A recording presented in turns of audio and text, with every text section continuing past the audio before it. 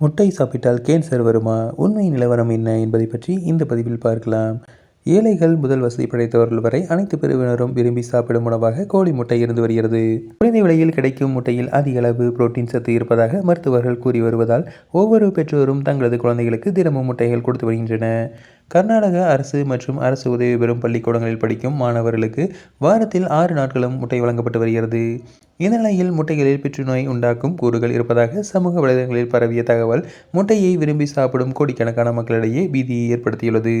இது கர்நாடகம் மட்டுமின்றி நாடு முழுவதும் பரபரப்பை ஏற்படுத்தியுள்ளது.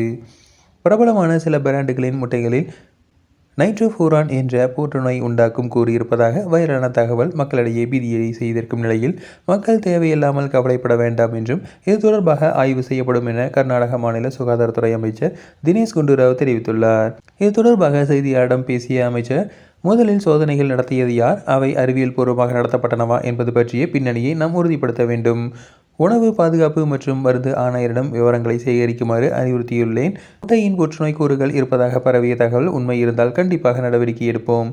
இப்போதைக்கு மக்கள் எந்த கவலையும் படுவதற்கான அவசியமில்லை என்று கூறியுள்ளார். இதற்கிடையே கர்நாடகத்தில் 6 மாதங்களுக்கு முன்பாகவே இதுபோன்ற குற்றச்சாட்டு எழுந்த நிலையில் உணவு மற்றும் பாதுகாப்பு துறையினர் நடத்திய ஆய்வில் முட்டையில் மக்களுக்கு பாதிப்பை ஏற்படுத்தும் எந்த அம்சங்களும் இல்லை என்றும் அதனை சாப்பிடுவதால் மக்களுக்கு பாதிப்பு ஏற்படாது என்றும் தெரிய வந்துள்ளது. இந்த நிலையில் முட்டை விவகாரம் விவாதத்தை கிளப்பிய நிலையில் மருத்துவ நிபுணர்கள் பலரும் தாமாக முன்வந்து இது பற்றி தெளிவுபடுத்தி வருகின்றனர். அந்த வகையில் எலும்பியல் அறுவை சிகிச்சை நிபுணர் மனன் வோரா தனது இன்ஸ்டாகிராம் பக்கத்தில் வெளியிட்டுள்ள வீடியோவில், இந்த பொருள்கள் மரபணு நச்சுத்தன்மை கொண்டவை என்று தெரியும், ஆனால் பெரிய அளவில் உட்கொள்ளப்பட்டால் மட்டுமே DNA மாற்றத்தை ஏற்படுத்தும் அபாயம் உள்ளது. தற்போது கண்டறியப்பட்ட அளவு மிகச் சிறியது என்பதால் இது புற்றுநோய் வருவதற்கான காரணமாகும் என்று நேரடியாக கூற முடியாது என்று விளக்கியுள்ளார்.